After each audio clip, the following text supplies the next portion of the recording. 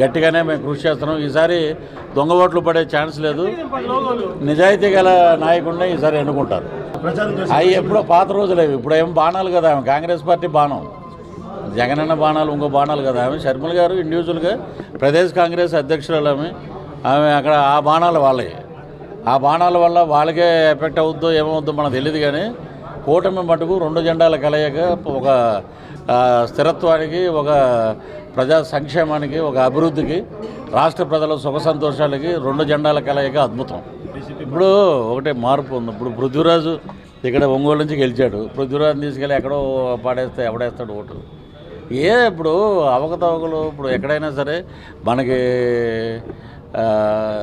Unsecurity ఉన్నప్పుడు 175 మేము గెలుస్తూ ఉన్నప్పుడు మీకు ఎందుకు భయం? వాళ్ళే గెలవాలిగా.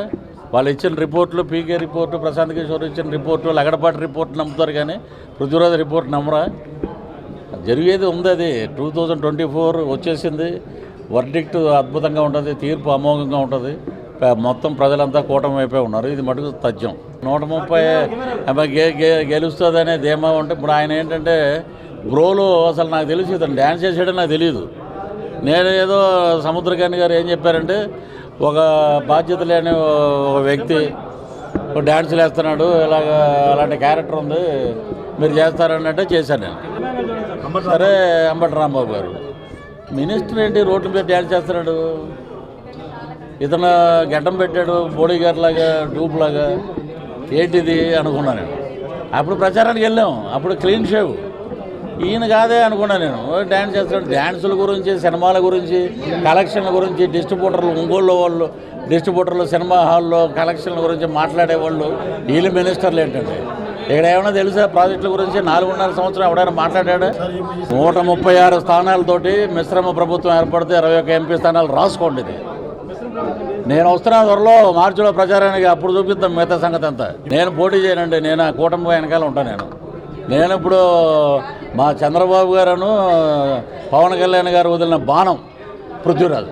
ఈ 3 పెళ్ళిళ్ళు చేసుకోవడం వల్ల పోలవరం ప్రాజెక్ట్ ఆగిపోయిందే, లేకపోతే ఒంగోలు రోడ్లు ఆగిపోయినాయే, నెల్లూరులో డెవలప్మెంట్ ఆగిపోయింది. ఎందుకండి మాట్లాడినాయి? నీవు చేసిన అభివృద్ధి ఏది? రాజశేఖర రెడ్డి గారు ఉన్నప్పుడు ప్రెస్ మీట్లు ఉండేవి. ఇప్పుడు ఎవరో ఏం మాట్లాడలే. కొత్తగా గుడ్ మార్నింగ్ హైదరాబాద్ అనేవాడు చిరంజీవి గారి సినిమాలో, ఏదో సినిమాలో పెట్టారు కదా, అది గుడ్ మార్నింగ్ అని ఒకటి వస్తుంది. ఈ బూతులు మినిస్టర్లు, బూతులు యూనివర్సిటీ కుప్పగోలు పోయే రోజు దగ్గరలో ఉంది. 100 డేస్లో అసలు రాజధాని లేదు. 3 ఎక్కడి నుంచి వచ్చినాయండి? ఇంకా మా మనవాడిని అడిగా రాజధాని ఎక్కడంటే నోరు మూసుకోండి. ఇంకా మీరు ఎంత చదువుకుని, ఎంఏ చదువుకుని ఏం మాట్లాడుతున్నారు? ఎక్కడ ఉంది రాజధాని? ఇప్పుడు ఎలక్షన్ మొదలవుతుంది, వచ్చాక ప్రచారరథం ఎక్కి దుమ్ము దులుపుతాను. ఏంటనేది శ్రీకాకుళం నుంచి శ్రీకాళహస్తి వరకు ప్రచారం చేసి వాడుకు దొబ్బి వదిలేసినటువంటి అధికార పార్టీ దానికి తగ్గ సమాధానం చెప్పే రోజు దగ్గరలోనే ఉంది. ఎవడ జాతకం ఏంటనేది నా దగ్గర ఉన్నాయి. ఇప్పుడు లోకేష్ బాబుది రెడ్ డైరీ అన్నారు కదా, నా దగ్గర ఉంది పిఆర్ డైరీ అని. ఆ డైరీ బయటికి తీస్తాను.